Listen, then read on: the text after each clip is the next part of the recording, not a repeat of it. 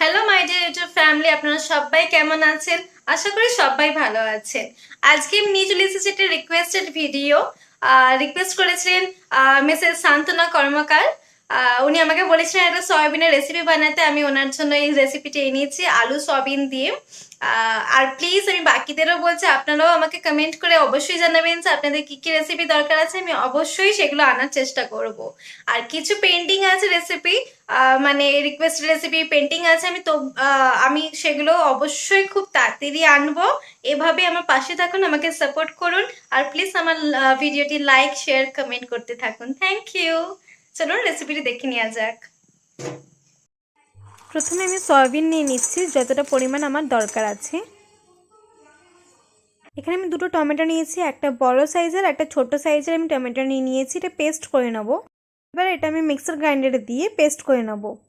এখানে আমি টমেটোর পেস্টটা নিয়ে নিয়েছি, অল্প টক দই নিয়েছি, 4টে ছোটো সাইজের আমি আলু সেদ্ধ করে কেটে নিয়েছি।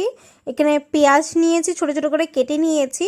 সাথে হাফ চামচ মতন আমি রসুন বাটাও নিয়েছি। বেশি পরিমাণ নিইনি, একদমই অল্প অল্প পরিমাণ নিয়েছি। আর পেঁয়াজটা আমি একটাই নিয়েছি। এইদিকে আমি ধনে পাতা নিয়েছি, আর আদা আর জিরেটাকে আমি একসাথে বেটে নিয়েছি 1-1.5 চামচ মতন। গোটা জিরেও নিয়েছি, দুটো লঙ্কা চিড়ে নিয়েছি, একটা হাফ তেজপাতা নিয়েছি, 4টে গোলমরিচ নিয়েছি গোটা, এবং একটা দারচিনি, 3টে লবঙ্গ, আর দুটো আমি এলাচ নিয়ে নিয়েছি। আর এলাচ দুটোকে ফাটিয়ে নিয়েছি যাতে টেস্টটা একটু এনহ্যান্স হয়।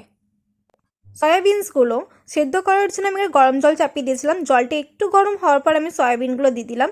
সাথে আমি হাফ চামচ নুন দিলাম। খুবই তাড়াতাড়ি 2-3 মিনিটের মধ্যে সয়াবিনগুলো সেদ্ধ হয়ে গেছে। দেখুন ফুলে গেছে একদম, দেখতে পাচ্ছেন। এবার সয়াবিনসগুলো আমি ছেঁকে নেব। গরম জলটা ফেলে দিয়ে আমি সয়াবিনসগুলো ছেঁকে নিচ্ছি। সয়াবিনগুলো আমি ঠান্ডা জলে ভালো করে ধুয়ে নিচ্ছি। ভালো করে ধুয়ে নিতে হবে। এবার আমি দইয়ের মধ্যে গুঁড়ো মশলাগুলো অ্যাড করব। প্রথমে আমি ধনে গুঁড়ো অ্যাড করলাম 1 চামচ, 1 টিস্পুন। আর তারপর আমি জিরে গুঁড়ো দিলাম 1 টিস্পুন। হাফ চামচ মতো আমি লঙ্কা গুঁড়ো দিলাম, তবে আপনারা আপনাদের পরিমাণ অনুযায়ী দেবেন। এবার কাশ্মীরি রেড চিলি পাউডার দিলাম আমি 2 চামচ মতন। এতে ঝাল হয় না, শুধু কালারের জন্য দেওয়া। হাফ টিস্পুন আমি হলুদ গুঁড়ো দিলাম। ভালো করে মিক্স করে নিচ্ছি।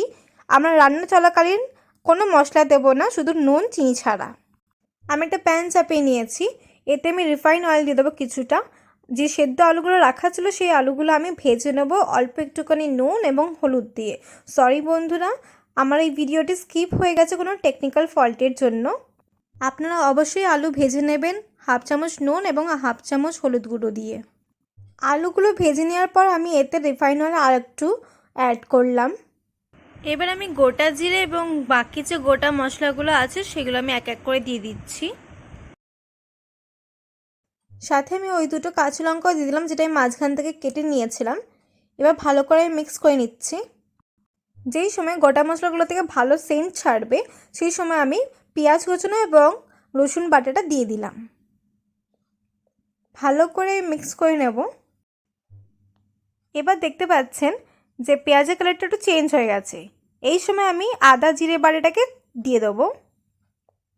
আমি এবার আদা আর জিরে বাটা যেটা রেখে দিয়েছিলাম সেটা আমি দিয়ে দিচ্ছি। দিয়ে আমি এটাকে ভালো করে মিক্স করে নেব। এবার এই সময়টা ভালোভাবে সব কিছু ভাজা হয়ে গেছে। এখন আমি টমেটো পিউরিটা দিয়ে দিলাম। ভালো করে মিক্স করে নিতে হবে।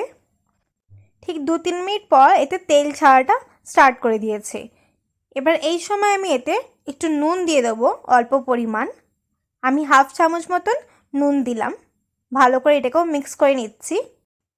এবার এতে আমি হাফ চামচ চিনিও অ্যাড করছি। বাকিটা আমরা রান্না চলাকালীন টেস্ট করে অ্যাড করে নেব। খুব ভালো করে কষানো হয়ে গেছে।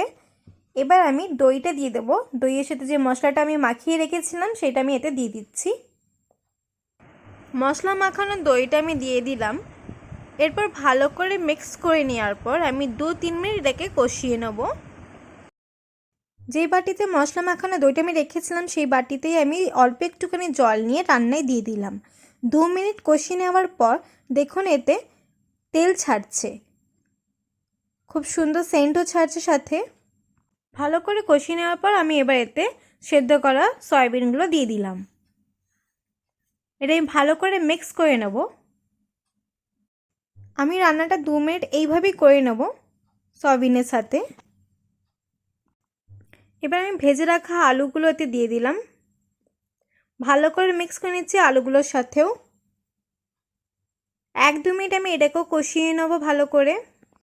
ভাজা আলু দেওয়ার পর 2 মিনিট কষিয়ে নেওয়ার পর আমি এখানে গরম জল অ্যাড করলাম। আপনাদের যতটা পরিমাণ আপনারা সেই অনুযায়ী গরম জল অ্যাড করবেন। আমি এটা ভালো করে মিক্স করে নিচ্ছি। এবার 2-3 মিনিট রান্নাটা আমি এইভাবেই করে নেব।